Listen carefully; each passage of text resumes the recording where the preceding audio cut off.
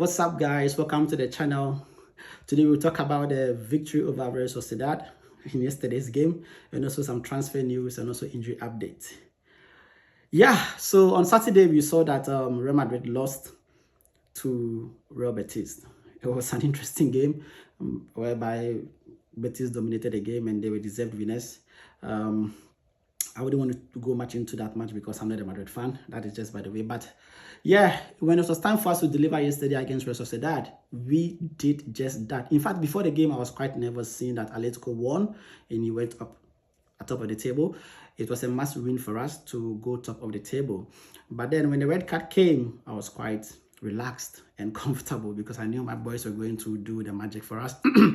Yeah, so we took advantage of the 11 men against 10 men, and then players like Marc Casado, Gerard Martin got on the score sheet. They scored their first goal for the club. Then Omo gave 2 assists in this game. He impressed, of course. I always say that Omo is an excellent player. You only need him to stay fit for whole season. Now I think that the magic they've done with Pedri on his injury issues, hopefully they do the same for Dani Omo for him to stay fit to save our lives, because he's one player we can't afford to miss. In crucial games, we need Dani Omo to play in these games to deliver his masterclass for us. Now, Szczesny kept a clean sheet. Of course, we know Tech.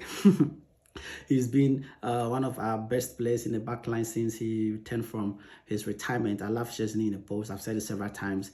And then, yeah. Now, seeing that we have Champions League match on Wednesday, some players were given time off or were subbed off the game. In the second half, Pedri and the likes had some rest. We had players who came on to also receive some minutes to prepare for the game against Benfica coming Wednesday. Now, yeah, one important thing to mention, Sofia.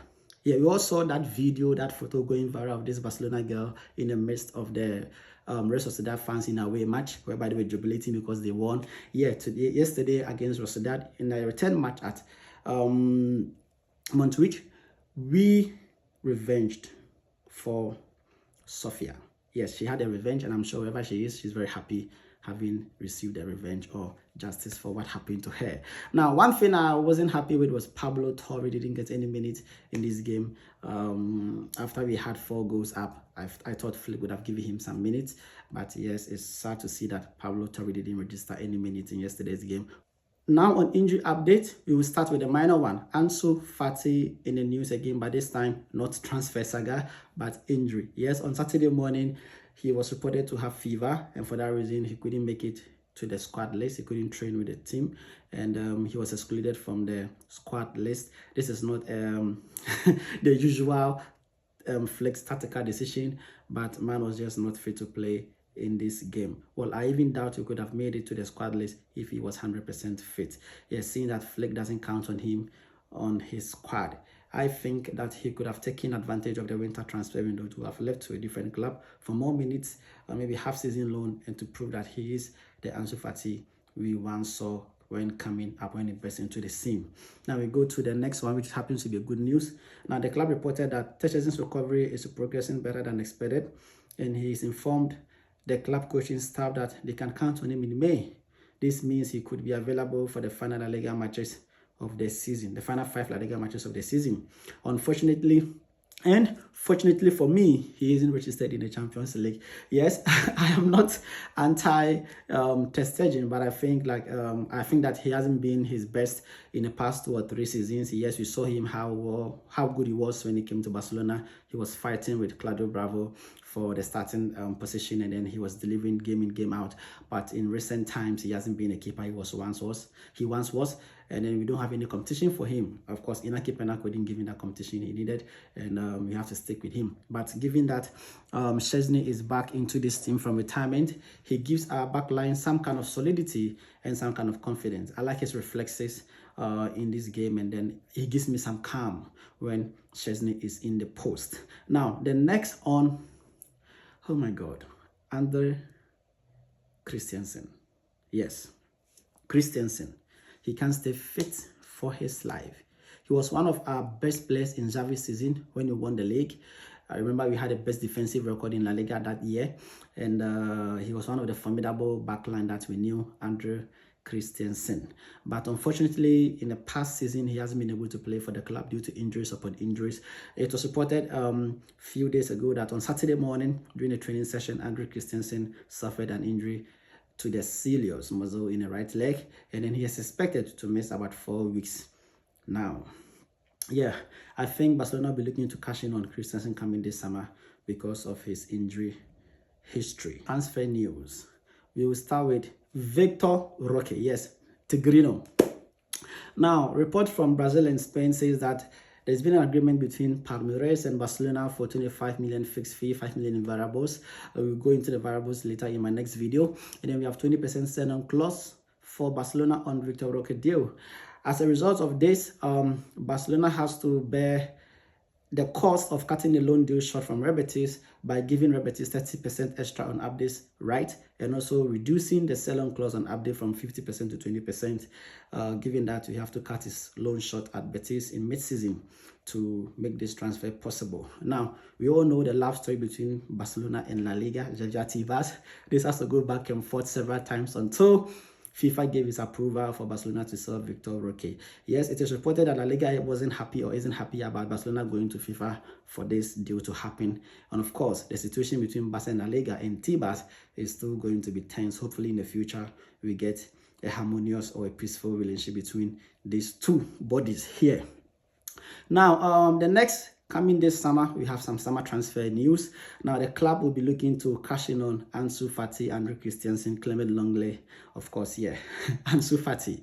I think his market value could be between 20 to 25 million, seeing that he has about 13 to 14 million per year on wages. This will be good for our FFP if we want to sign any other player, like Isaac and the likes, Luis Diaz or Nico Williams or Rafael Leao. This will help us a lot if we're able to sell Ansu Fati and also get his wages off our books. He's one of the players who earns a lot in this club, and then given that Flick doesn't count on him that much, I think this coming transfer window in the summer, we will look to cash out on him. Now, the next is Andrew Christensen. Yes, I think his market value is also between 25 to 30 million, or maybe we can even take less. He came in for free, and that also will be very good for our FFP because this will be pure profit. He also earns around 150,000 euros per week. Is also huge on our wage bill. Yeah, so if we sell these players, I think you have big margin on our FFP to help us register new players and also sign more players. It was reported months back that Barcelona is back on the 1-1 rule. Yes, which is a good news for the club, but we need all these outgoings to help facilitate a big move for Isaac, or maybe Rafael Leao, or Nico Williams, or maybe Luis Diaz. We don't know. We are yet to know. Now, Clement Longley, who is on loan at Atletico Madrid, doing very well in their defensive line. He's been starting almost every game. Yes, and then Atletico want to keep or make the deal permanent. But we know Atletico, they always want to lowball Barcelona. They don't want to match the asking price of Barcelona. I think it was reported that Barcelona is looking to sell him for 10 million euros, but Atletico want to pay less for this player. And Clement Longley has about 100,000 a week on his wages, and this will also be good to clear our FFP. I think this summer we're going to do a big business. Maybe we may not sign a top player, but I think we'll be looking to sell players from this team. All right, now let's move on to our forward situation, especially on our left wing, whereby we have several names on our list. We have Rafael Leao, who is the president's obsession, Laporta. And we have also Luis Diaz, our sporting director, Deco, who is also keen on bringing in Luis Diaz. And then we have the one and only Nico Williams, who disappointed us by not joining us in the summer. And now I think the whole news and noise about Nico Williams coming to Barcelona is dying off slowly, and now there's more focus on Leao and also Luis Diaz. But personally, I've been watching Leao for a couple of games in the Serie A now, and I don't think he's a player we should be focusing on, given that AC Milan is asking, the starting price is around 80 million, and then they are looking to send between 100 and 120 million. This is crazy. Leao, I call him Dembele upgrade.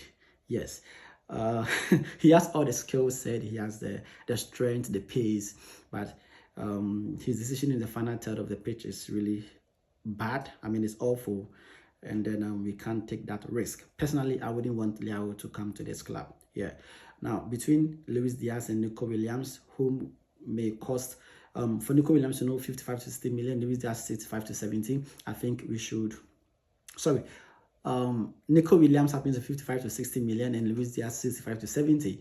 Well, given the age difference, I think we should go for Nico Williams. Although we are heartbroken by the fact that he didn't join us, but his reasons were justified. I think, yeah, given the situation with our wages and not being able to register players, almost situation in La Liga and stuff, yeah, it was good he didn't come. I think he would have faced the same problem as Olmo, but I think he knows La Liga very well.